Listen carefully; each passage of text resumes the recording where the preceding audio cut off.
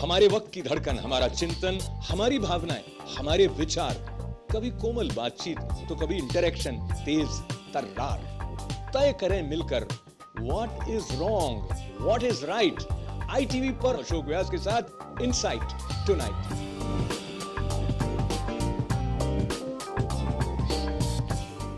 नमस्कार, मैं अशोक व्यास और कार्यक्रम इनसाइट टुनाइट अशोक व्यास में आज हमारा सौभाग्य है कि इंटरनेशनल डे ऑफ योगा के अवसर पर हमारे लिए एक यौगिक उपहार के रूप में एक ऐसी उपस्थिति है जिनसे मिलने के बाद आपको लगेगा कि जीवन में हंसना कितना आसान है और तनावों का सामना करने की जो आपकी पात्रता है वो और अधिक मुखरित हो जाएगी। My guest today is Ishan Shivanand ji. Acharya Ishan Shivanand ji, welcome. नमस्कार।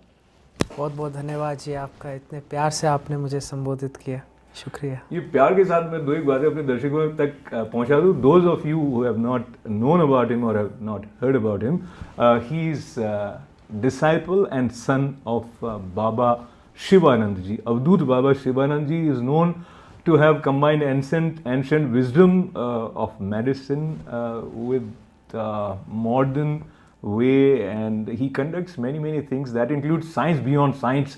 तो बहुत सारी बातें हैं जो ईशान जी ने अपने पिता, अपने गुरु से सीखी हैं, जिसको वो पूरी उदारता के साथ, पूरी रचनात्मकता के साथ सबके साथ बांट रहे हैं। खास करके इन दिनों when he is here in New York, there is an intensive Prati Prasav of 5 days that he is conducting, and I had the pleasure of being present at the inaugural session, and I felt how someone can have that conviction and confidence to be able to bring about positive transformation and promises that positive transformation in people। तो बहुत सारी बातें उनके बारे में कहने का मन जो है उसको रोकते हुए मैं उनकी तरफ बढ़ता हूँ और बहुत सीधे से सवाल के साथ में पहले तो आप बताएं कि जो शिव योग है उस शब्द को लेते हुए हम योग की तरफ आपके पास आए, क्योंकि इंटरनेशनल डे ऑफ योग है, तो आप कैसे डिफाइन करते हैं योग को और फिर बताएं शिव योग क्या विशेषता रखता है। It is very important for us to differentiate between yoga as what it is supposed to be and yoga as what we want to make it. One is the yoga which is all to do with the physical abilities, कि शारीरिक हम हठ योग करें, हम खूब सारी exercise करें और कहें ये योगा है। पर अगर हम सही तरीके से योग को समझना चाहते हैं तो योग मीन्स यूनियन, जुड़ना। और इसलिए योग के बहुत सारे चेहरे हैं। हठ योग है, भक्ति योग है, कुंडलनी योग है, तंत्र योग है, और इन सब योगों का जो एक मेल है, the father of all yogas are is called Shiv Yog. Shiv Yog which combines the best of all, because Shiva, we are not talking about a deity, we are not talking about a god, we are talking about the potential which lies dormant in each man, and every man lives his life disconnected with his own self. You see, in the world that we are living in today, we want to update everything from our cell phones to our computers to our clothes, but never ever do we ask ourselves once that what will happen if I update myself। अगर मैं कुछ बन जाऊंगा, अगर मैं हासिल करने के सिवाय बनने की कोशिश करता हूं तो जीवन में मुझे क्या प्राप्त होगा। और शिव योग का मतलब कि अगर मनुष्य योनि में पैदा हुए हो तो तुम्हारा एक धर्म बनता है, you have a moral obligation towards this body to become the best, देव योनि को प्राप्त करना। और जीते जी देव योनि को प्राप्त करने को शिव योग कहते हैं। बहुत ही सुंदर बात है, जीते जी देव योनि को प्राप्त करना, to be the best that you can. And many of us are struggling with many small things, one of them being कि मेरा बेटा मेरी बात नहीं सुनता है, मेरी बेटी मेरी बात नहीं सुनती है।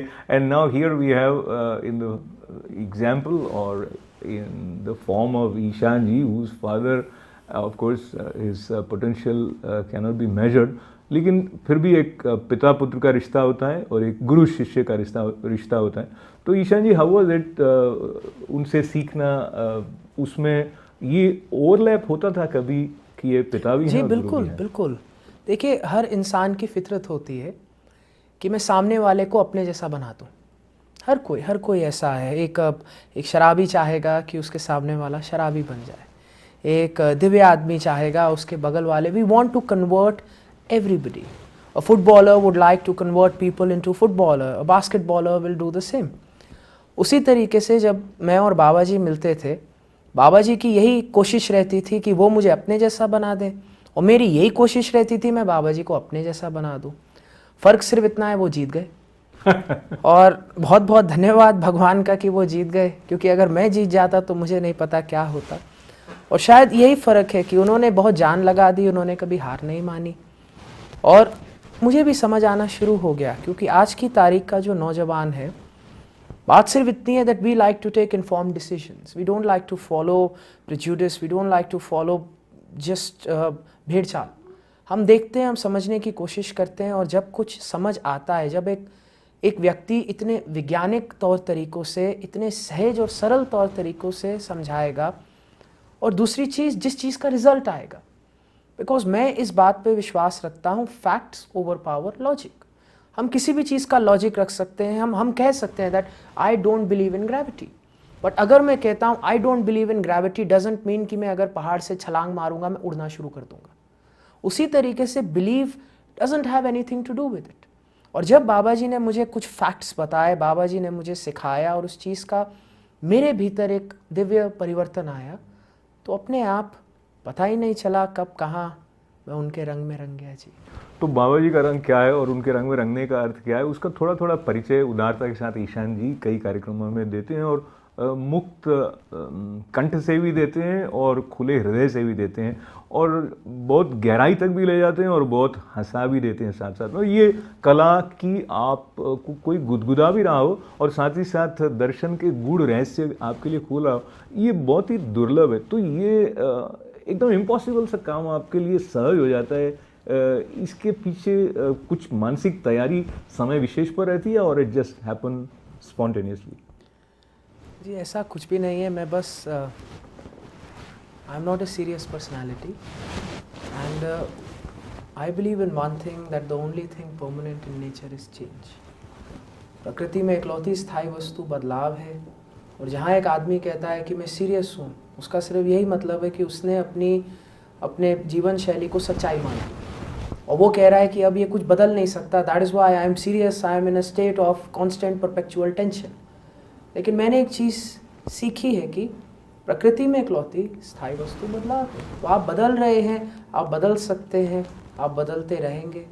तो अगर ऐसी सोच होती है तो सबसे ज़्यादा तो आदमी को अपने पे ही हंसी आती है, और जब मैं अपने पे हंसता हूँ तो लोग मेरे साथ हंसना शुरू हो जाते हैं। It is very very kind of them जी, क्योंकि मैं अपने हिसाब से तो बहुत सीरियस बातें कर रहा होता हूँ, न जाने क्यों उनको हंसी आती है। पर अगर आती है तो बहुत अच्छी बात है, क्योंकि अगर दिव्यता को हम हंसते हंसते ले लें तो हंसते हंसते कट जाएं रास्ते। क्या बात है। तो हंसते हंसते जो रास्ते कट रहे हैं, वो रास्ते काटते हुए जिस स्थान पर ईशान जी पहुँचे हैं, ऑफकोर्स उन्होंने फिलोसफी को समझा, ह्यूमन पोटेंशियल को समझा, बट इसके साथ साथ उन्होंने इंडिया का जो मार्शल आर्ट है वो भी सीखा है। कालारी केरला का जो है वो उसमें भी आप महारत रखते हैं, और यानी एक तरफ वेट लिफ्टिंग करते होंगे या बॉडी बिल्डिंग करते होंगे, और दूसरी तरफ मानसिक और आत्मिक रूप से अपने आप को पुष्ट करने के लिए भी वो समर्पित रहते हैं। एक चीज़ मैंने नोटिस की, अगर वो कोई बात कह रहे होते हैं तो उनकी मेमोरी इतनी शार्प है कि बहुत समय के बाद भी आएंगे तो वापस उस पॉइंट पर आ सकते हैं जहां बात छूटी है। So there is this ability of sustaining the continuity of your thought. तो जो आपका ये फोकस और कंसंट्रेशन है, were you born with it, और ये साधना करते करते हुआ? And if I may request you to share some tips, हमारे कुछ दर्शक सोचें कि मैं तो सब भूल जाता हूँ या ध्यान ही नहीं रहता, so what can they do? जी सबसे पहले तो मैं बताना चाहता हूँ कि हम we are a biological machine. तो एक जो हमारी सोच है कि हमें एक MRF के टायर की तरह है जो 10,000 किलोमीटर बाद घिस जाएगा, ये बहुत गलत सोच है। क्योंकि बायोलॉजिकल मशीन का मतलब हमारे भीतर हमेशा there is a continuity, we are releasing the toxins and we are creating new cells. अगर हम खून डोनेट भी करते हैं, हमारी बोन मैरो नए RBCs बना देती है। अगर हम खाना भी खाते हैं तो वो खाना हमारे शरीर के नए सेल्स का निर्माण करता है। So we are constantly growing, we are constantly evolving and we are constantly becoming. तो इसलिए जैसा मैंने कहा, evolution is a continuous process. और मैंने देखा है कि हमारे यहाँ जो ऋषि मुनि हैं कि एक कल्चर में मैं देखता हूँ जैसे जैसे आदमी बुज़ुर्ग होता है वो भूलता चला जाता है, उसका शरीर अपनी ताकतें खो देता है। पर मैंने अपने भारतीय कल्चर में देखा कि जैसे जैसे एक आदमी आगे बढ़ता है he gets better and better. अब जब हम कलरी की बात कर रहे हैं तो जो मेरे टीचर थे जो मुझे कलरी सिखाते थे वो 70 साल के थे और बता नहीं सकते, वो इतने खूबसूरत थे देखने में, उनमें इतनी क्षमता थी। तो आई थिंक सबसे पहली चीज़ जो एक बदलनी होगी वो ये बदलनी होगी that my mind, my consciousness is a software and this body is a hardware, and both of them can be developed through meditation. और रही बात टिप की, सबसे अच्छी जो एक टिप है जो आई थिंक हर भारतीय घर में होती है वो है पाठ। जब कभी भी हम पाठ करते हैं, किसी भी प्रकार का पाठ करते हैं, अपने आप अगर आप देखेंगे हमारा सबकॉन्शियस अवेकन हो जाता है। जो एक हम पाठ कर रहे होंगे, हमारा कॉन्शियस माइंड कहीं भी हो, सब कॉन्शियस में एक प्रक्रिया चलती रहती है, एक इलेक्ट्रॉनिक, एक जैसे कहते हैं ना न्यूरोलॉजिकल क्लीनिंग। तो आई थिंक हर एक व्यक्ति को अपने जीवन में पाठ लाना चाहिए, किसी भी प्रकार का हो, किसी भी धर्म का हो। अगर पाठ होगा अपने आप हमारे मन की क्षमता इवॉल्व होती रहेगी। पाठ करने से मन की क्षमता जो है वो इवॉल्व होती है, ये बात फिर हम तक पहुंच रही है आज जब ईशान जी के द्वारा। तो ईशान जी ने साधना के क्रम में एक समय ऐसा रहा जिसके बारे में हम पढ़ते हैं कि एक सॉलिट्यूड ऑफ 6 months जो इंटेंस साधना उनकी रही, और उसका एक उद्देश्य ये था कि जो मैसेज है उसको सिंप्लीफाई किया जाए। तो आप सफल रहे हैं उसमें, ऐसा प्रमाण हमारे सामने है। तो हमें बताएं, यदि आप ठीक समझे, वो 6 महीने की साधना रही, वो जो काल रहा, उस समय क्या अनुभूतियाँ आपकी रहीं, क्या विशेष बात उस साधना के समय की है जो आप हमारे साथ बांट सकते हैं? जी, अब यही तो हमें समझना है that spirituality is not complicated. Making something complicated is trying to compartmentalize the experience. Because today if you ask a young man, what is it that you do in your life? You have lived 24 hours, what did you do? And the beauty is the young man will not be aware that where did his time go. वो toilet पे बैठा बैठा Instagram कर रहा होगा, पूरी की पूरी मतलब नीचे कुछ हुआ या नहीं हुआ पूरी फाइल उसकी निकल जाएगी और 25-30 मिनट निकल गए और पता ही नहीं चला। वो रात को 11 बजे सोने बैठ रहा होगा, वो फेसबुक खोल देगा और रात के 2 बज जाएंगे, उसको पता ही नहीं चला। हम अपना पूरा जीवन निकाल देते हैं और फिर हम सोचते हैं, फिर हम अपने आप को बहाने देते हैं कि हम बहुत मेहनत कर रहे हैं, हम बहुत कुछ कर रहे हैं, पर सही मायने में अगर देखा जाए हम we are going the pace of a snail. We are not achieving anything but we are feeling as if it is a lot that we are doing. And when a person does sadhana, the one thing that he realizes is he becomes open, susceptible to his own emotions, open to his own energies. वो खुद के शरीर, खुद के मन को समझना शुरू हो जाता है, जो I think is most important in today's life. क्योंकि इस चीज़ को मैं कहता हूँ zombification of the youth. Zombification का मतलब कि हम जानते ही नहीं हमारे आसपास क्या हो रहा है। हम इतने ज़्यादा फोकस्ड हो गए टेक के अंदर, हम इतने ज़्यादा फोकस्ड हो गए कैपिटलिज्म के अंदर, हम इतने ज़्यादा फोकस हो गए on all the marketing that we truly forget what is it that we are trying to find out. हम पैसे के पीछे भागते हैं और उसके लिए स्वास्थ्य गंवा देते हैं, और फिर स्वास्थ्य को प्राप्त करने के लिए पैसा गंवा देते हैं। और जैसा मैंने कहा, लगता तो है बहुत मेहनत है पर अंत में हुआ कुछ भी नहीं। और जब एक आदमी साधना करता है, सबसे पहली चीज़ जो उसको मिलती है वो है क्लैरिटी। उसको पता चल जाता है वो अपने जीवन के साथ क्या करना चाहता है, और दूसरा उसका उद्देश्य क्या है। और दूसरी चीज़ जो साधना के बाद मिलती है वो है शांति। और ये बहुत ज़रूरी है, the happiness which comes from within. Because if our happiness is an objective happiness, then till the time the object is we are happy, and if somebody takes away the object, he takes away our happiness. So why do you want to give so much power to an object? Why you want to give so much power to somebody to take away your happiness? Why not we train ourselves to always remain in a state of eternal bliss? और ये एक बहुत कीमती चीज़ है मेरे लिए, और इसलिए जब मैं बाहर जाता हूँ, शिविर लेता हूँ, तो अच्छा है, बहुत मेहनत लगती है, पर समय समय पर मेरा गुरु कहता है अपने लिए समय निकालो ताकि तुम अपने मार्ग से भी ना भटको। तो ये भी बहुत ज़रूरी है। और जितना मैं समय दूसरों को देता हूँ, फिर मेरी कोशिश यही रहती है वो क्वालिटी मेंटेन रहे, इसलिए मैं समय अपने आप को भी देता हूँ। तो जो समय अपने आप को दे रहे हैं आचार्य जी, उस समय का लाभ हम तक भी पहुंच रहा है। और उद्देश्य की बात जब जीवन को लेकर आती है तो एक ऐसा धारणा है हमारी कि हम सबका उद्देश्य एक कॉमन जो है वो ये है कि परम तत्व की प्राप्ति। अगर बोलचाल में क्लीशेड वर्ड्स यूज़ करें कि भाई ईश्वर की प्राप्ति जीवन का लक्ष्य है, पर ईश्वर क्या है हम में से बहुत सारे लोग सोचते हैं कि हमें पता है, फिर एक दिन लगता है नहीं यार एक्चुअली मालूम तो नहीं था। आपकी उपस्थिति में ये सवाल लेकर कि भगवान हम कहते हैं गॉड, जो भी नाम से हम उसको संबोधित करें, वो क्या अर्थ उसका, अगर परिभाषा नहीं तो सांकेतिक रूप से आप बता सकते हैं अगर। और ये सवाल जैसे विवेकानंद जी ने रामकृष्ण परमहंस जी को पूछा, ऐसा सवाल संतों की उपस्थिति में आता है कि आपने भगवान को देखा है क्या। और तीसरा एक और मैं जोड़ देता हूँ कि हम ये भी सुनते पढ़ते मानते हैं कि ईश्वर सर्वत्र है। तो सर्वत्र है तो भाई मुझे क्यों नहीं पता लगता कि वो मेरे पास में, तो इनके बारे में कुछ।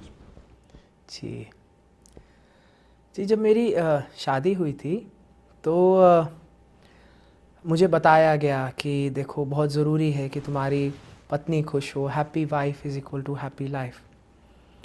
तो मुझे पता नहीं था कि कैसे खुश करते हैं। मैं आपको इंटरप्ट कर रहा हूँ क्योंकि आपने थोड़ी स्वतंत्रता दी थी, तो ये तो इम्पॉसिबल इक्वेशन है ऐसा बिल्कुल है, बट कहते हैं ना कोशिश तो आदमी का धर्म बनता है। तो मैंने भी कहा मैं कोशिश करूँगा। तो मेरे को एक ही चीज़ आती थी, जब भगवान को खुश करना है, ज़ोर ज़ोर से हम लोग स्तुतियाँ करते हैं भारत में। तो अब मैंने कहा बीवी को खुश करना है तो जैसे भगवान को खुश करते हैं तो स्तुति की जाए। तो मैंने एक शेक्सपियर की कविता निकाली इंटरनेट से कि कोई स्तुति हो, और उस कविता में बड़ा अच्छा था कि तुम्हारी नीली आंखें, अंग्रेज़ी में थी, बहुत अच्छी, मैंने पढ़ी, याद की, तुम्हारी नीली आंखें ऐसी, तुम्हारी नीली आंखें वैसी। मैं गया अपनी पत्नी के पास, किताब निकाली, पढ़ना शुरू किया, तुम्हारी नीली आंखों में मैं डूब जाऊं, तैरूं, फलान ढिमकान। और जब मैं अपना चेहरा ऊपर उठाया तो मैं अपेक्षा कर रहा था सामने माँ भगवती का बहुत सौम्य स्वरूप होगा, पर वो तो प्रचंड महाकाली स्वरूप में थी और मुझे देख के कहती है ध्यान से देखो मेरी आंखें भूरी हैं, नीली नहीं। उस दिन से मैं थोड़ा अचंभे में आ गया कि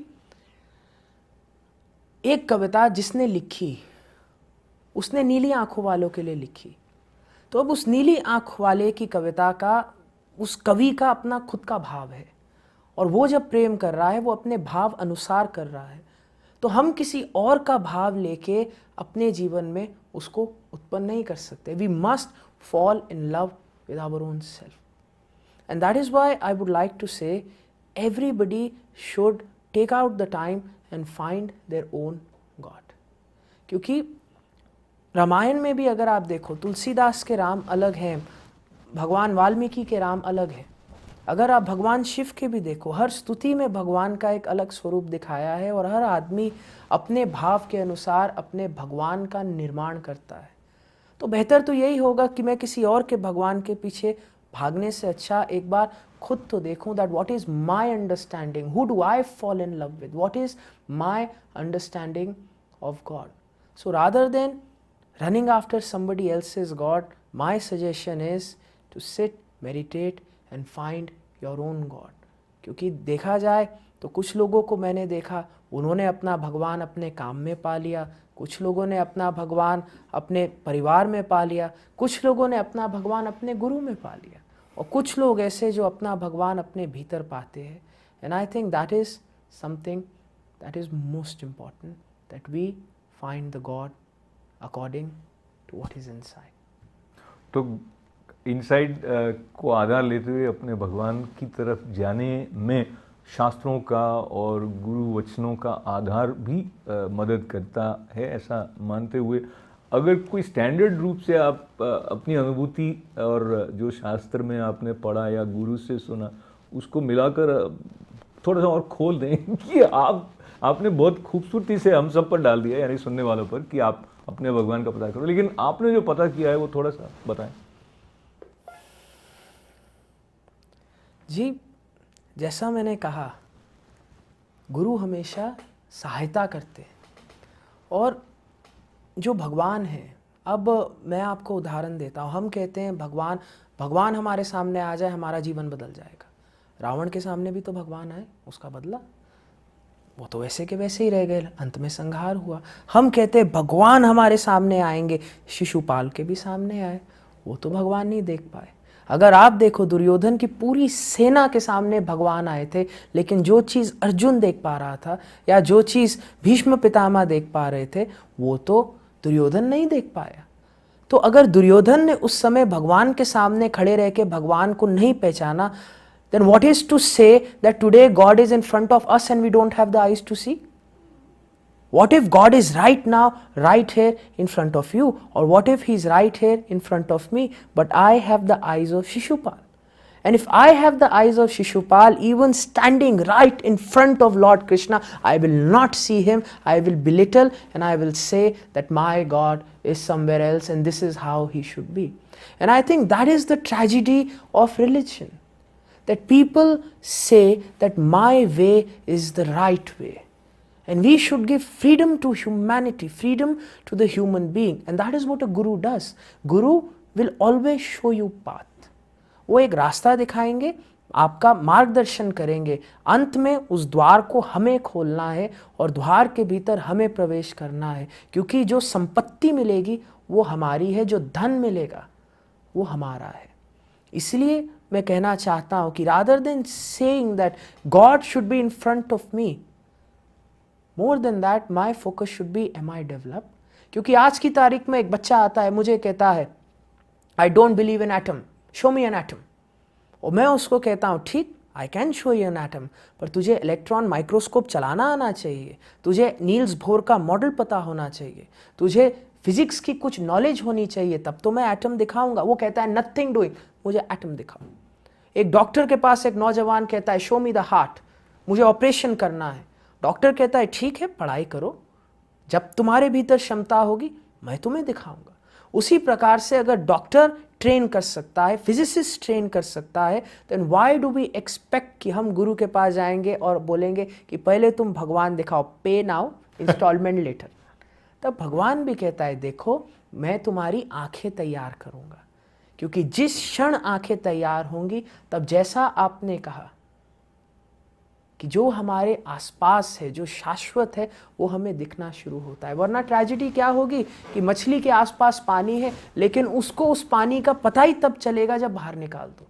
वैसे ही अगर आप देखो आज की तारीख में हमारी सोच क्या है, हम भगवान के बारे में कब सोचते हैं? जब हमारी पूंछ में आग लगती है।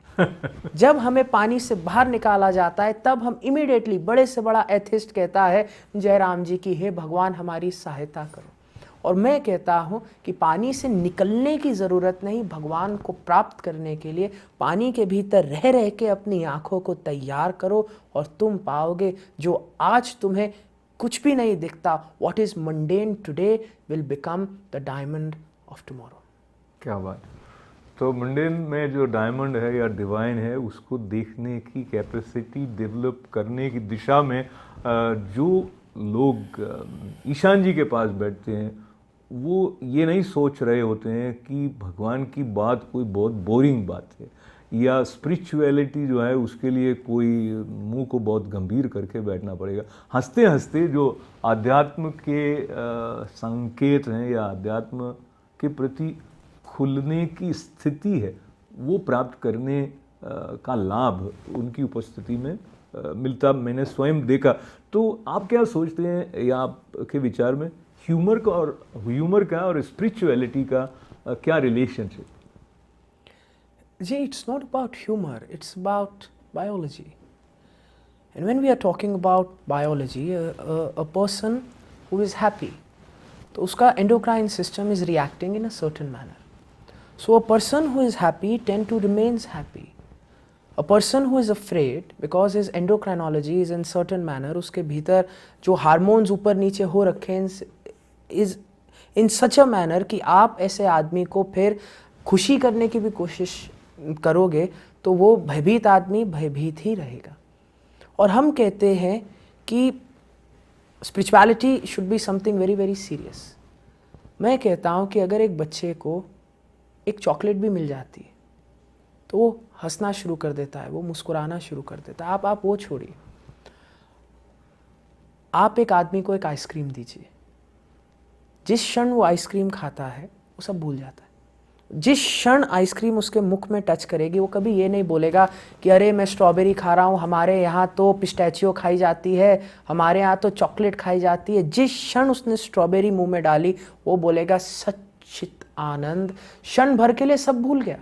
एक डायबिटिक अपनी बीमारी भूल जाएगा, एक हाई ब्लड प्रेशर वाला सब भूल जाएगा। जब उसने अपने मुंह में भोजन डाला क्षण भर के लिए इतनी खुशी, इतनी तृप्ति कि वो सब भूल गया। और आप ये सोचो कि भगवान का सुख आइसक्रीम से सुख से तो बढ़ के ही होगा ना। अगर आइसक्रीम का सुख हमें क्षण भर के लिए सब कुछ भुला देता है तो क्या भगवान का सुख इतना हल्का है कि हम जब भगवान शिव का नाम ले रहे हैं हम सोचेंगे कि भगवान कृष्ण क्या सोचेंगे, या जब भगवान कृष्ण का नाम ले रहे हैं तो माँ पार्वती क्या सोचेंगी। और अगर ऐसे विचार आ रहे हैं इसका मतलब सिर्फ इतना है कि हम वो सुख ले ही नहीं रहे। क्योंकि अगर आइसक्रीम के सुख में हम सब कुछ भूल जाते तो भगवान का सुख, पक्की बात मैं गारंटी के साथ कह सकता हूँ, सारे दर्शक भी कह सकते होंगे, सोचने वाली बात है, आइसक्रीम के सुख से तो बढ़ के ही होगा। और जब एक व्यक्ति सुख की अवस्था में होता है तभी तो सही मायने में वो भगवान की प्राप्ति कर रहा है। क्योंकि अगर जीवन में भी दुखी हैं और भगवान में भी दुखी हैं तो फिर फायदा क्या हुआ। आइंस्टाइन ने कहा था, definition of insanity doing the same thing again and expecting a different result. कि मैं एक ही चीज़ को दोहराता रहूं और फिर बोलूं जीवन बदल जाएगा। तो यही तो बात हो गई। घर में हम दुखी हैं, लोभित हैं, क्रोधित हैं, और फिर हम मंदिर में भी जाके वही करते हैं। फर्क सिर्फ इतना है, घर में पत्नी की पिटाई करते हैं और मंदिर में जाके धर्म के नाम पे पूरी दुनिया की पिटाई करते हैं। Then this is insanity. We have not change our behaviour, we have just change our location. And sanity would be we change ourselves. Insanity means कि अगर मैं घर में हूँ, अगर मैं मंदिर में जा रहा हूँ तो मैं खुद को बदल रहा हूँ, मैं खुद के भीतर दिव्यता उत्पन्न कर रहा हूँ। और जब वो दिव्यता आएगी तो मेरा मानना है एक सुखी व्यक्ति सुखी रहता है। क्योंकि अगर एक आदमी लॉटरी जीता है तो अगर वो देखेगा भी कि सामने किसी घर में, उसके घर में आग लग गई, तो वो बहुत खुश है क्योंकि वो जानता है उसने तो अभी 100 करोड़ जीत लिए। तो वो शांति में रहेगा, वो हर हाल खुशी की अवस्था में रहेगा। तो एक तरफ तो हम कह रहे हैं हमारा भगवान अनंत है और दूसरी तरफ छोटे से छोटा दुख हमें डिप्रेशन दे देता है। तो इसमें से एक ना एक बात तो कन्फ्लिक्टिंग हो गई ना। या तो ये दुख अनंत है, छोटा नहीं, और या हमारा भगवान अनंत नहीं। और एक शिव योगी मानता है भगवान अनंत है। तो इस वजह से हमारे यहाँ एक कहावत है, हमारे गुरु बोलते हैं, हम सब बोलते हैं, हर हाल में खुशी। क्योंकि we don't just speak, for us divinity is a reality. Divinity is reality और हर हाल में खुशी, इस बात को लेके खुशी मैं थोड़ी देर के लिए एक ब्रेक की तरफ बढ़ रहा हूँ। पर जब हम वापस आएंगे then will be talking a little bit more about yoga and secret of science with Ishan ji. There is much more that we'll be talking about, including the traditional way that we have started accepting in terms of what is it that should be the prototype of a spiritual person. तो गृहस्थी जो है वो साधना करते हैं, तो क्या उसमें और जो संन्यास परंपरा में साधना करते हैं उसमें क्या अंतर होता है? ईशान जी क्या सोचते हैं, इसके बारे में भी हम उनसे जानने का प्रयत्न करेंगे इस छोटे से ब्रेक के बाद. स्टे विद अस.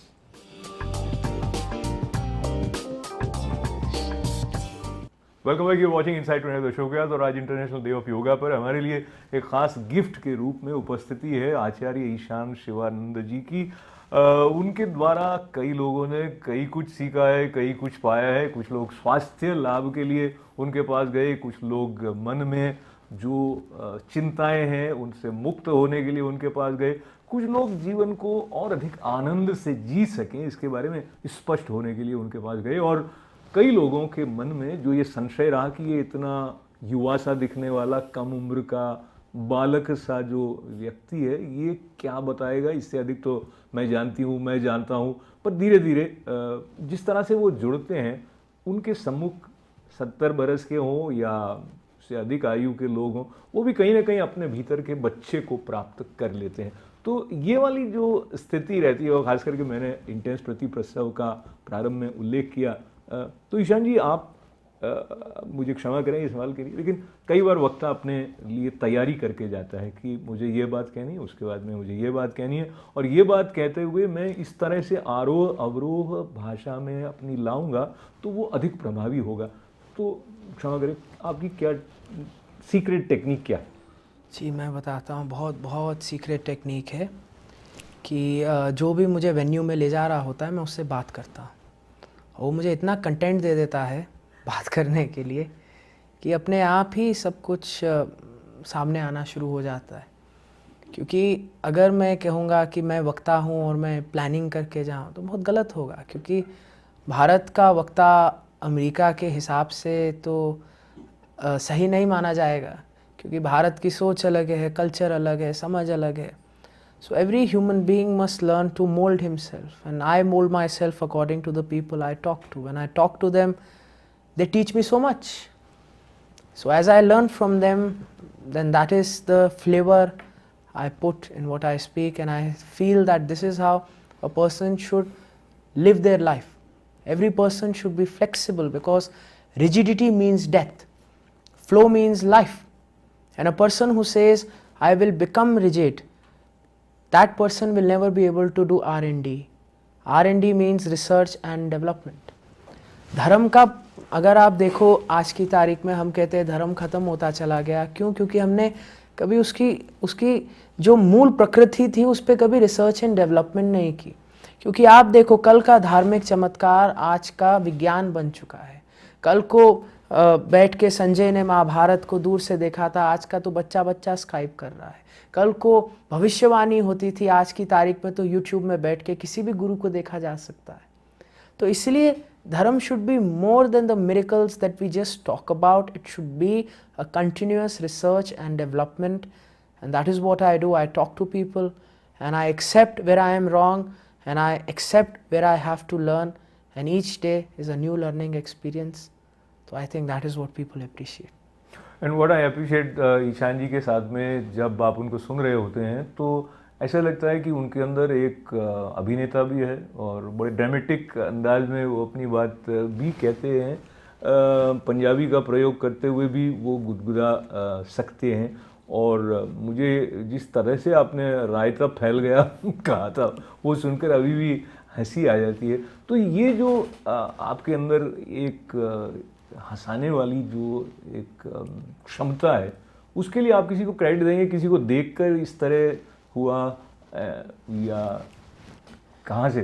जी, सब लोगों को, क्योंकि हर कोई व्यक्ति जब बात करने आता है तो हर कोई व्यक्ति अपनी सोच के अनुसार आता है, और जो प्रक्रिया एक व्यक्ति के लिए गंभीर है वो दूसरे के लिए बहुत सरल, सहज और मुस्कुराने वाली भी हो सकती है। अब मैं आपको एक उदाहरण देता हूँ। एक नौजवान से मेरी बात हो रही थी, उसके पिता उसको बता रहे थे कि देखो, बहुत बहुत साधारण सी बात है कि a father, a son and a grandfather were talking, and the son is saying, today I am so very happy that in my school I got a very big diploma, so I'm very very happy. The father said, oh, this is not real happiness. Today I sat with the congressman, and that really gave me happiness. And the grandfather said, no, this is also not real happiness. For 10 days I have been constipated, and today I relieved myself, so this is real happiness. So when these three were talking, for them it was very real. But if you listen to it, if you have a third person perspective, then it's a joke. So that is what, when I listen to people, I understand that what is so very serious for one person is truly a joke for another person. And that is what a person should realize, that we should be thankful for what we have. क्योंकि क्या पता कि हम भी किसी के लिए एक जोक हो, और अगर कुछ मिला है, भगवान ने दिया है, तो बहुत बहुत धन्यवाद करना चाहिए। क्योंकि जो हमारे लिए सहज है, हो सकता है दूसरे के लिए बहुत बहुत कीमती हो। और इस बात में मैं विश्वास रखता हूँ, भगवान का धन्यवाद करता हूँ, और यही मैं सिखाता हूँ। और इससे भला होता है। तो मुझे भला तो निश्चित रूप से लग रहा है, कृतज्ञता का जो भाव है वो हमारे अंदर प्रसन्नता को बढ़ा देता है। और मैं कृतज्ञ हूँ, आप में से कई लोग कॉल करें, लेकिन मैं सिर्फ एक कॉल ले रहा हूँ फिलहाल। And let's see who comes here. Hello ITV live. Hi, how are you? Very nice. So you have any question for Ishan ji? या मैं स्वामी जी से एक सवाल पूछना चाहता हूँ। जी पूछिए। रावण शिव महिमा स्तोत्र में कहता है, रावण शिव महिमा स्तोत्र में कहता है कि विमुक्त दुर्मति सदा शिरस्तम जलिम वहन विलोल लोचनो ललाम बाल लग्न का शिवेति मंत्र मुच्चरण सदा सुखी भवामी हम। तो शिव महिमा स्तोत्र में पुष्पदन जी कहते हैं अमुत ज्योत सेवा समधिगत सारम भुज्वलम बलात् कैलासेपि प्रदति वस्तु विक्रमेत अलभ्य पाताले प्रलय चलितां गुष्ट शीर्षि प्रतिष्ठा सिद्ध एतम ध्रुम पचितम हुए। जी आप क्या कहते हैं? आप क्या कहते हैं? वो रावण कहता है, रावण ने तो कह दिया, आप क्या कहते हैं? दुर्मति दूर करो, फिर भी ये रावण दुर्मति मुक्ति को नहीं कहता। तो अब आप फिर से दोहराएं अपना सवाल, आपका क्या है? रावण जो कहता है शिव महिमा स्तोत्र में विमुक्त दुर्मति सदा शिरस्थमन जलिम वहन विलोल नहीं, आप संस्कृत छोड़ दीजिए, संस्कृत छोड़ दीजिए, मंत्र उच्चारण। अरे प्रभु, आप संस्कृत छोड़ दीजिए, अपना सवाल पूछिए। विमुक्त दुर्मति दूर करो। जी, तो मैं आपका सवाल अगर यूं समझूं तो कि आपका ये कहना है कि उसकी जो दुर्मति है वो दूर क्यों नहीं हुई, ये सवाल हुआ? हाँ, वो उसकी दुर्मति वो खुद लिखता है और खुद शंकर भगवान। समझिए। चलिए मैं आपका सवाल लेके ईशान जी तक जाता हूँ। दुर्मति दूर नहीं हुई, इसीलिए वो पुष्पदन जी उसको शिव महिमा स्तोत्र में मुह्यति खल कहते हैं। चलिए, मैं अब मुझे लगता है वो आपकी बात समझ गई। Thank you for your call. तो आप उनको रिस्पॉन्ड कर सकते हैं ईशान जी। देखिए, एक रिस्पॉन्स ये होगा कि मैं इस स्तोत्र की महिमा शुरू से शुरू को उन्होंने बीच से पकड़ा, मैं जटाटवी से शुरू करूं और अंत तक ये पढ़ता रहूं। बिल्कुल 15 मिनट निकल जाएंगे। और मेरा क्वेश्चन यही है, ना तो मैं रावण को जानता हूं ना वो जानते हैं, ना मैं जानता हूं उसका भगवान के साथ क्या एक लेख था। मैं आपको एक बात बताना चाहता हूँ। जब मैं छोटा था तो बाबा जी मेरे साथ बात करते थे और कहते थे कि बेटा सिर्फ सीखना मत, समझना। और समझने का अंतर मैं आपको बताना चाहूँगा कि एक बार एक बालक था, वो अपने खिलौने के साथ खेल रहा था, गाड़ी के साथ। उसकी गाड़ी का एक पहिया टूट गया तो वो ज़ोर से चिल्लाया, उत तेरे की। तो उसके पिता ने उसकी खूब पिटाई की, बेटा ऐसे नहीं बोलते हैं कि भगवान मेरी सहायता करो। तो फिर अगले दिन वो फिर गाड़ी से खेल रहा था, फिर एक पहिया टूटा, फिर उसने कहा उत तेरे की। और पिता ने फिर पिटाई की कि बेटा ऐसे नहीं बोलते हैं भगवान सहायता करो। तीसरे दिन फिर पहिया टूटा, पिता पीटने को तैयार था, पुत्र ने गाड़ी उठाई, दोनों हाथ जोड़े और कहा भगवान सहायता करो। चमत्कारी तरीके से तीनों के तीनों पहिए आए, जुड़ गए और पिता जोर से चिल्लाया उत तेरे की। और पिता भी एक प्रक्रिया दर्शा रहा था, पिता भी एक चीज़ बोल रहा था जिसकी उसको पूरी तरीके से समझ नहीं थी, पर वो बोल रहा था क्योंकि ये चीज़ हमने सुनी थी, ये ज्ञान हमने सुना था। अब यही चीज़ मैं भी बताना चाहता हूँ जो सज्जन से हमारी बात हो रही थी, that it is very nice. We are trying to learn, we are trying to accept what happened with Ravan, but at the same time, what have we done? What have we done to experience God? What have we done to bring the same realization in our own life? And if we focus upon that more than the past and look at the past just as a lesson to be learned rather than a truth to realize and then be dissociated with our own reality, then life would be so much better. क्योंकि मैं एक बार मेरे पिता के पास गया और मैंने अपने पिता से मजाक में कहा, पिताजी मैंने पूरी की पूरी महाभारत रट ली, मैं जानता हूँ कि अर्जुन के पास कौन कौन से अस्त्र थे, ब्रह्मास्त्र से लेकर अग्नियास्त्र, में सारे के सारे आपको गिना सकता हूँ। और मेरे पिताजी ने कहा बहुत अच्छे, मुझे एक बात बता, उसने कौन से रंग की जूती पहनी थी? और मैं चकरा गया, मैंने कहा क्या लेना देना उसने कौन से रंग की जूती पहनी थी? पिताजी ने कहा अगर ऐसा है तो फिर क्या लेना देना उसका कौन सा अस्त्र था? क्या तुम्हारे भीतर कोई बदलाव आया? क्या इस ज्ञान को लेके तुम्हारा जीवन बदल जाएगा? क्या इस ज्ञान को लेके तुम्हारी सोच बदल जाएगी? क्या इस ज्ञान को लेके तुम इंसानियत का भला कर पाओगे? और यही हमें सीखना है। हमें सिर्फ संधि विच्छेद नहीं करना, हमें सिर्फ लेख नहीं लिखने, हमें सिर्फ व्याख्यांश नहीं लिखने। I think it is time that everybody starts to believe in something called practical spirituality if we want our culture to survive. Because if we will continue to talk in a term of a poet, and we continue to talk in terms which are gone by, which may or may not even relate to a young man which is listening to me right now, because a young man will not say jatatavi galaj jwalaj pravaha pavitasthale. The young man is going to say मेरी girlfriend मुझे छोड़ के भाग गई, मैं क्या करूं? The young man is not going to say that what did Ravan do? He's going to say that my boss is a Ravan. So I think the practical spirituality is right now much more important, and I think this is the lesson which is needed to be learned. क्योंकि रावण से बड़ा कोई वैज्ञानिक नहीं था, रावण से बड़ा कोई इंटेलिजेंट व्यक्ति नहीं था, but I think somewhere down the line he also lost touch to reality, and because of that he lost, and that is why I feel all of us should be more connected to that which is real and important. So let's be connected to that which is real and important. मैं उनके शब्द लेके आगे चलता हूँ तो उससे क्या थोड़ी आसानी रह जाती है, तो सवाल भी थोड़ी देर तक चलता रहे। तो मुझे ऐसा लगता है कि वक्ता को बोलने में थोड़ा सा उनको आवश्यकता नहीं है रुकने की, पर सवाल यूँ बन रहा था प्रैक्टिकल स्पिरिचुअलिटी को लेके। And I was reading about him, तो वो ये जो इलेक्ट्रॉनिक गेम्स हैं जिनमें से कई माता पिता को लगता है कि ये मेरा बेटा हमेशा ये गेम्स खेलता रहता है, इसका दिमाग जो है वो शास्त्रों की तरफ तो बिल्कुल नहीं लगता है, और उसको मंदिर ले जाने के लिए कहें तो चलता नहीं है। तो अब यहाँ बात प्रैक्टिकल स्पिरिचुअलिटी की जो आ रही है, सो ऐसे माता पिता को या ये जो इलेक्ट्रॉनिक गेम्स हैं ये माइंड पर किस तरह से इनका प्रभाव पड़ता है? Is that taking away our ability to connect with that which is subtle, जिसे हम रियल ट्रू सेल्फ कहते हैं, और it also plays certain kind of positive role? See, it will have three effects on you.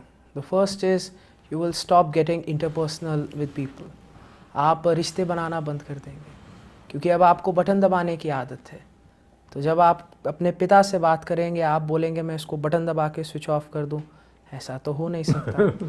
और खुदा ना खास्ता आपने ये चीज़ अपनी पत्नी के साथ ट्राई कर दी बटन दबा के बंद करने की, तो शायद सीधा मुक्ति प्राप्त हो जाए। तो ये जो एक चीज़ है जो बच्चों को शुरू से हम सेल फोन पकड़ा देते हैं, इट्स रॉन्ग। बिकॉज गांव में पहले सुनने में आता था कि माएँ जब बच्चे रोते थे उनको फसल काटने है, वो बच्चे को भांग चटा देती थी, तो बच्चा एकदम सुन्न हो गया। वैसे ही मैं आज की तारीख में माँ को देखता हूँ, वो अपने बच्चे को फ़ोन पकड़ा देती, भांग नहीं चटाती पर फ़ोन पकड़ा देती, and it is the same thing. अब वो बच्चा इंटरपर्सनल रिलेशनशिप जैसे जैसे बड़ा होगा वो नहीं क्रिएट कर सकता। दूसरी चीज़ हमारी जो एक कॉग्निटिव डेवलपमेंट है, कॉग्निटिव डेवलपमेंट होती है जब हम सोचते, जब हम क्वेश्चन करते हैं। उसके लिए हमें अपने दिमाग को एक सोचने का समय देना है। मान लीजिए मैं आप एक बच्चे के हाथ में रबर बैंड बांध दूँ और वो कभी भी रबर बैंड को ना खोले, तो उसका हाथ डिफॉर्म हो जाएगा, क्योंकि मैंने जगह ही नहीं दी जहाँ पे वो हाथ बढ़ सके। उसी तरीके से जब हम एक बच्चे को एक फ़ोन पकड़ा देते हैं तो हमने उसके दिमाग में रबर बैंड बांध दिया, तो अब वो सोचने की कोशिश भी कर सकता है पर वो सोच ही नहीं सकता क्योंकि जगह ही नहीं है। We have stopped the neurological growth, हमने उसको स्तंभित कर डाली। तो इसलिए ये बहुत बहुत कीमती है कि हम एक ये जो कॉन्ट्रैक्शन ऑफ न्यूरोलॉजिकल मसल्स हैं इसको रोकें। And the third most important thing is that the child will learn to go into a shell. Real problem solving का मतलब होता है कि युद्ध भूमि में खड़े रहें, सोचें, स्ट्रैटेजाइज करें, बात करें, प्रॉब्लम सॉल्व की सोचें, एक दूसरे को देखें और इन ऑल जस्ट समझने की कोशिश करें कि दुनिया में हो क्या रहा है। और गेम देने का मतलब एस्केपिज्म, कि अब हमने बच्चे को फ़ोन दे दी, जहाँ जहाँ उसको कोई समस्या आएगी, जहाँ जहाँ उसको थोड़ी सी भी एंग्जाइटी होगी, वो एक फ़ोन पकड़ लेगा, फ़ोन को देखेगा, ऊपर नीचे करना शुरू कर देगा. So I would like to suggest to all the young parents, अपने बच्चे को भांग चटाना बंद करें. अगर बच्चा पैदा किया है, हमारी एक मॉरल रिस्पॉन्सिबिलिटी, एक ऑब्लिगेशन है टू लर्न टू से नो विथ कॉन्फिडेंस. एक समय दे जहाँ पे वो उस चीज़ के साथ खेले, but it is a very good thing, very easy thing कि अगर पेरेंट्स को टाइम पास करना है, बच्चे को ये पकड़ा दें. Stop making children technologically addicted. And I feel that is most important, especially for parents. That is, if we want a healthy and evolved next generation. मेरे मन तालियां बजाने का करा था, लेकिन मैं बजाता नहीं क्योंकि इंटरव्यू में उसका प्रोविजन कम रहता है. पर बात खूबसूरत जब आती है, हृदय को छूती है, तो आनंद बढ़ता है, और आनंद आपके कॉल से भी बढ़ता है. But I would request B brief with your question. हम कुछ सवाल लेने का प्रयत्न करेंगे, और एक सवाल मैं आप तक छोड़ता हूँ, समय लगे हमारे बातचीत में. तो आप बताएं कि सीक्रेट जो सक्सेस का है वो आप की तरफ से क्या आप हमारे दर्शकों को दे सकते हैं, क्योंकि बहुत लोग कई बार किसी न किसी कारण निगेटिव इमोशंस को लेते हुए फ्रस्ट्रेटेड अपने अंदर रहते हैं. तो अगर वो मैटीरियली सक्सेस हो भी रहे हैं तो भी एक्चुअली सक्सेस है नहीं, ऐसा. इस बात को अपने साथ रखते हैं. मैं एक आधा कॉल लेता हूँ. And once again I would request you to be as brief as possible. Come to the question right away. Hello ITV live. Hi, you are on air. तो मैं आपके घर से अपनी आवाज़ सुन के आगे बढ़ूँ. हेलो. या go ahead with your question. मेरा एक सवाल है ईशान जी से. जी. सब सीनियर सिटीजनों को नींद का प्रॉब्लम बहुत है, उसके लिए हम क्या कर सकते, क्या सॉल्यूशन बताते? Very good. या गो अहेड. जी, सबसे पहली चीज़ तो मैं ये बताना चाहूँगा कि खैर ये तो बड़ी अच्छी बात है कि सीनियर सिटीज़न है, तो आई डोंट थिंक इतना टेक्नोलॉजिकली डिपेंडेंट होंगे. लेकिन फिर भी सोने से 2 घंटा 3 घंटे पहले तक अगर टीवी देखने की आदत है और टेक्नोलॉजी की आदत है, इसको बंद कर दीजिए. क्योंकि नींद हमारी डिपेंडेंट होती है हमारे पीनियल ग्लैंड से. Pineal gland is our natural body clock systemization. तो अगर पीनियल ग्लैंड जागृत होगा तो हमारी बॉडी क्लॉक कैलिब्रेटेड होगी. हम जब शरीर को आदेश देंगे ये शांत हो सकता है. तो इसलिए 3 घंटा पहले कोई भी अगर टेक्नोलॉजी है उसको बंद कर दें. फिर सोने से आधा घंटा पहले अगर आपकी कोई प्रार्थना है, अगर कोई आपका पाठ है, अगर कोई आपकी साधना है, आप वो करें. और सोने से 5 मिनट पहले जब बिस्तर पे लेट जाएं, आप अपने भगवान को याद करें. और मैं चाहता हूँ कि आप धन्यवाद करें भगवान को, और धन्यवाद करें उस बात का जो आपके जीवन में अब घटित होने वाली है. तो अगर मुझे स्वास्थ्य चाहिए तो मैं ध्यान करूँगा और मैं बोलूँगा, हे शिव शिवा, धन्यवाद उस स्वास्थ्य के लिए जो मैं आज से प्राप्त करूँगा. धन्यवाद भगवान का उस निद्रा के लिए जो मैं अभी अनुभव करने वाला हूँ. धन्यवाद भगवान का कि कल सुबह जब मैं उठूँगा मैं बहुत ही ज़्यादा रिफ़्रेश करके उठूँगा. और जब इस प्रकार से धन्यवाद करके शांत होके हम सोएंगे तो हमारा भला होगा. तो धन्यवाद है आपका, आपने ये सवाल उठाया. मैं एक सवाल और लेने का प्रयत्न करता हूँ. Hello ITV live. जी नमस्ते. This is Prabhakar. प्रभाकर जी, बहुत ब्रीफली अपना क्वेश्चन पूछें सर. Very briefly.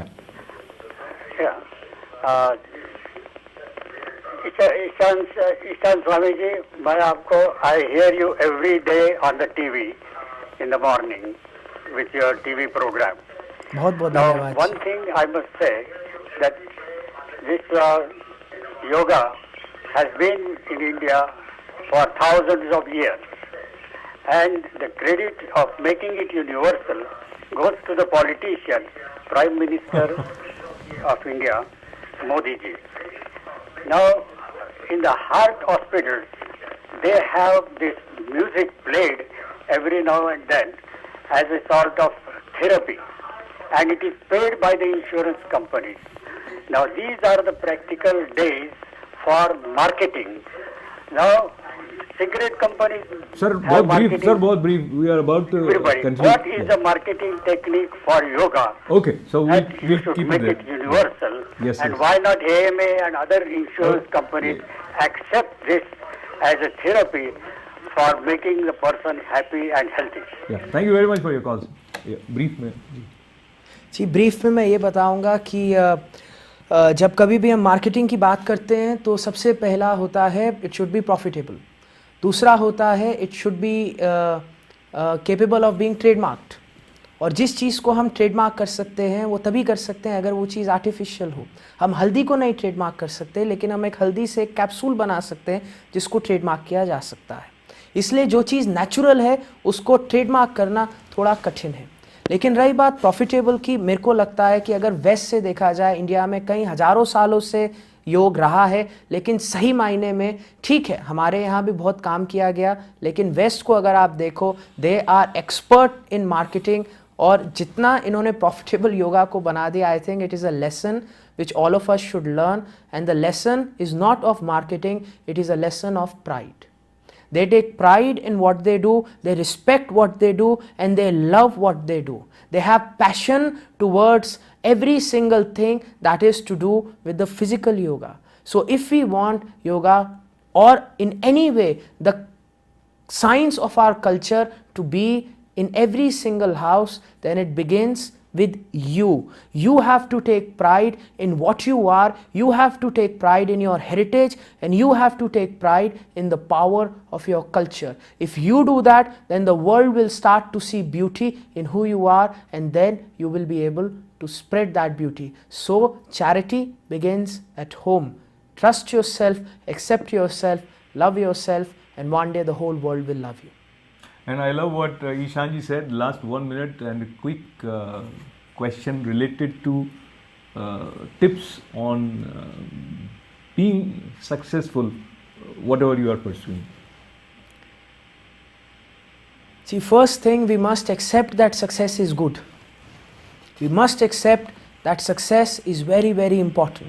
क्योंकि आपने मुझसे एक ये भी चीज़ पूछी थी कि फैमिली, अब जब हम स्पिरिचुअलिटी की बात करते हैं तो हम फैमिली कैसे बात कर सकते हैं, ये तो दो अलग अलग मुद्दे। यहाँ मैं कहना चाहूँगा कि सही तरीके से अगर हम अपने शास्त्रों को देखें, हमारे सारे के सारे सप्तऋषि वो हाउस होल्डर्स, हमारे सारे भगवान वर हाउस होल्डर्स, हमारे सारे के सारे जो एक कल्चर चला आ रहा है was a culture of house holders, and it was a culture of success. Anything that was done, चाहे सप्तऋषियों को आप देखो, may it be war, may it be peace, may it be science, may it be mathematics, may it be medical, they did everything to be the best in it. And अगर एक व्यक्ति best होना चाहता है, सबसे पहले तो जो उसने सेग्रीगेशन की है स्पिरिचुअलिटी के ऊपर और मटेरियल वेल्थ के ऊपर, उसको ये सेग्रीगेशन हटानी होगी और उसको समझना होगा being spiritual doesn't mean sitting under a tree, being spiritual means being best in which ever field you choose. May it be journalism, may it be medicine, may it be just being a housewife, you have the power to be the best. So if you want to be successful, first of all, the first thing that you must accept कि अगर मैं ये कर रहा हूँ, I will be the best in whatever it is I do. Why? Because my God is infinite, His blessing is infinite, and if I learn to connect, I will be the best. And the second thing which I would suggest to all young men is have a guru. Because if you don't stand for something, you will fall for anything. बहुत ज़रूरी है कि कोई हो जो आपको रास्ता दिखा सके, बहुत ज़रूरी है कोई हो जो आपके प्रश्नों का जवाब दे सके, बहुत ज़रूरी है कोई हो जो आपको एक मार्ग दे सके। क्यों? Because all rivers lead to the ocean. What is important that I choose a river. अगर मैं बोलूँ थोड़ी देर मैं गंगा में रहूँगा, फिर थोड़ी देर जमुना में रहूँगा, फिर थोड़ी देर अमेज़न में रहूँगा, फिर थोड़ी देर काली में रहूँगा, then I will be in rivers, I will never reach the ocean. So I must choose a path, because if I don't choose a path, तो फिर मैं घाट का, ना घर का ना घाट का, पूरी चीज़ मैं पूरी करने नहीं वाला।